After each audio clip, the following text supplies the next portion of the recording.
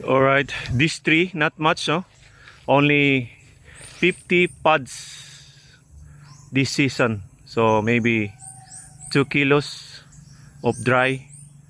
Pero sa last nito, umabot siya ng 3 kilos. So pag mga ganitong pruning type, no? B type. So kaya niya magbunga ng 3 kilos to 5 kilos per tree, per year. So planting distance 4x4. Oh. So pag well shape pang pruning, then lalaki yung mga sanga niya. So kaya niya magbunga na marami. Ito less talaga to compare doon sa last 6 months, no? So yun yung ganap niya. Depende talaga sa pruning, no?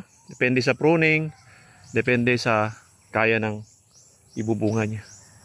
So fertilize lang tayo ng fertilize dito. Microorganism, organic, limestone if needed, manure, compost, synthetic fertilizer. May fertilization program dyan. So walang susobra, wala rin kukulang. Alright.